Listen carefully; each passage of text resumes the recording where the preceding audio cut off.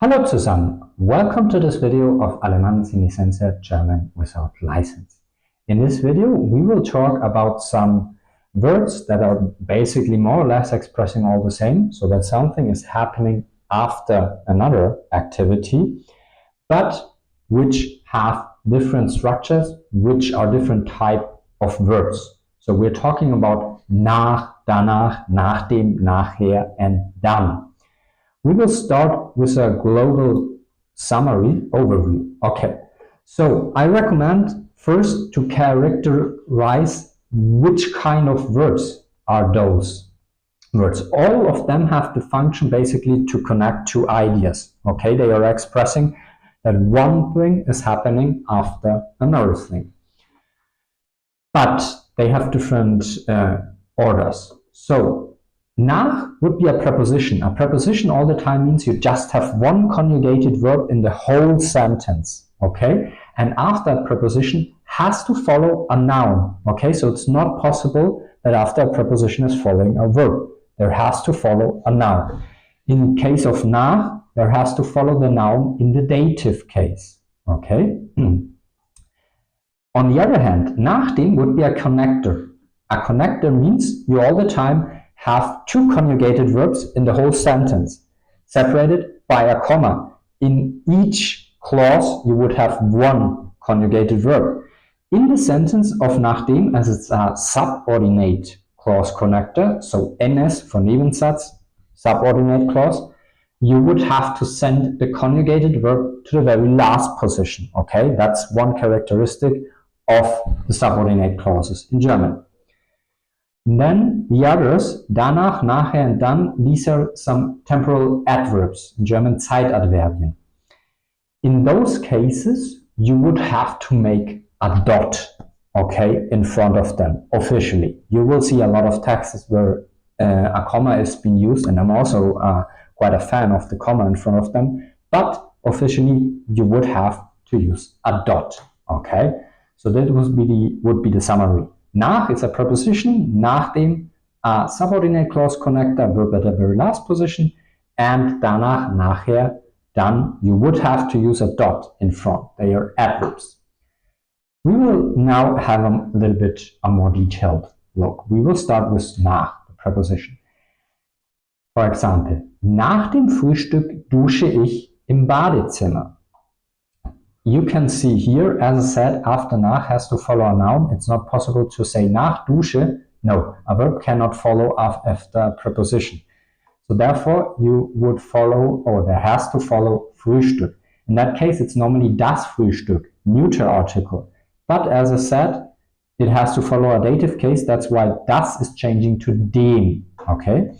So you can put it at the first position of the sentence, and the verb would still be at the second position, or you keep the noun at the first position and you would add the temporal information. So after nach, that's all the time a temporal information at its usual position. So if you know maybe the Tekamolo rule, T for temporal, that would be the temporal information, would be at the beginning of the midfield. So means normally after subject and verb. Okay, so therefore you can also add it there after subject and verb. This doesn't matter. Okay, ich dusche nach dem Frühstück im Badezimmer. I take a shower after breakfast in the bathroom. Okay, this would be nach. Now we are coming to nachdem. Ich frühstücke schnell, nachdem ich geduscht habe. Okay, here you can see the difference. I marked it with the colors. You have two conjugated verbs, one in the main clause, the other one in the subordinate clause with nachdem. As I said, nachdem is a subordinate clause, therefore the auxiliary verb haben conjugated for ich, so habe, at the very last position, so after the Partizip 2. Okay? Nachdem is a special case. We will see it in a second. But as usual, for all subordinate clause connectors, you can interchange them easily, okay? So I can also start the overall sentence with the subordinate clause, nachdem ich geduscht habe, but in that case, you would have to respect I call it the X order, the inversion. You have to interchange subject and conjugated verb of the main clause So it's frühstücke ich schnell. You cannot say nachdem ich geduscht habe, ich frühstücke schnell. That would be an error. There has to be the verb, the conjugated one, at the beginning and afterwards the subject, if you start the overall sentence with the subordinate clause. Now, to the special aspect of nachdem. Nachdem has the effect of a time shift. You all the time have to go, let's say, 1/10 back into the past, okay? So, in the first example here, I have used present tense in the main clause. Therefore, I have the obligation to use perfect in the sentence of nachdem. Therefore, geduscht habe. But if I use already a past tense in the main clause, like for example Präteritum, ich frühstückte schnell, I have to go even 1/10 more back into the future, so I cannot use perfect, I have to use Plusquamperfekt, the previous past in German. So it would be, nachdem ich geduscht hatte, after I had taken a shower, not have taken a shower, literally translated. Okay? So here you have the summary. If it's in the main clause a present tense, you have automatically the obligation of perfect in the clause of nachdem. If you have already Präteritum or perfect in the main clause, you have to use in the clause of nachdem Plusquamperfekt. Nachdem is a topic that can be covered in a video, in an individual video, okay? So therefore I will not dive into it deeper, just that you're aware of this time shift. So this means we will come to the adverbs. We will start with danach, okay? Danach means afterwards, okay? After that. So I make a reference to one activity or one thing before. For example, ich frühstücke schnell, danach dusche ich im Badezimmer.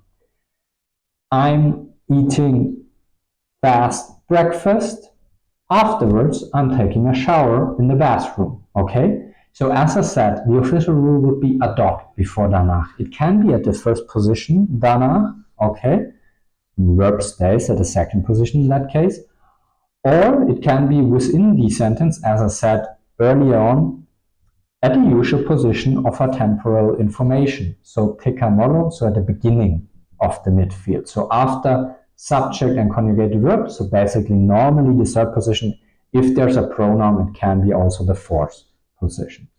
Ich frühstücke schnell, ich dusche danach im Badezimmer. Okay, so these would be the two options.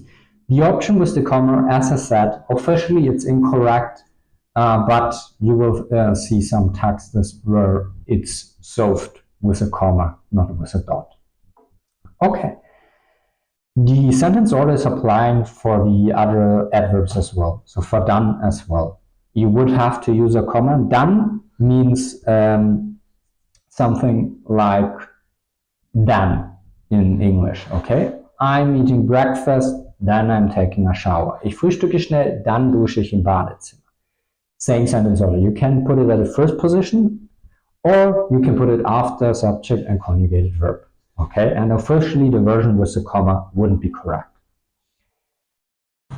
Nachher means something like, in German, a synonym would be später, okay, later on. So this means normally you make a little bit like a list, okay, and say, yeah, that is happening, that is happening, that is happening, and later on, this is happening.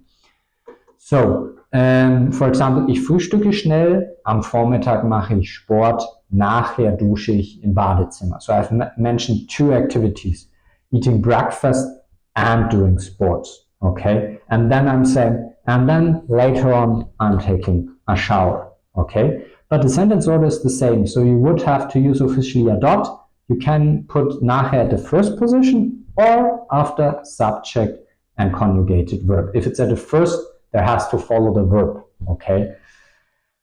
And officially the version with the comma would be incorrect, okay? So this would be nachher. In this context, we have already covered all the, let's say, the connecting verbs, and we will have a look again at the summary. So, as I said, nach would be a preposition the dative case has to follow afterwards. Afterwards has to follow a noun. You just have one conjugated verb in the whole sentence. Not possible to use two conjugated verbs in the sentence. This power has the connector. In this case, nachdem, subordinate connector. So you have two verbs in the whole sentence, in each clause one, separated by a comma. And in the clause of nachdem, the verb has to be at the very last position, the conjugated one. And for the adverbs, remember, officially you would have to use a dot. And if you start the sentence with the adverb, afterwards has to follow the verb. Okay? So this would be the rules you basically would have to keep in mind. In this context, I hope it was helpful and tschüss, bis bald.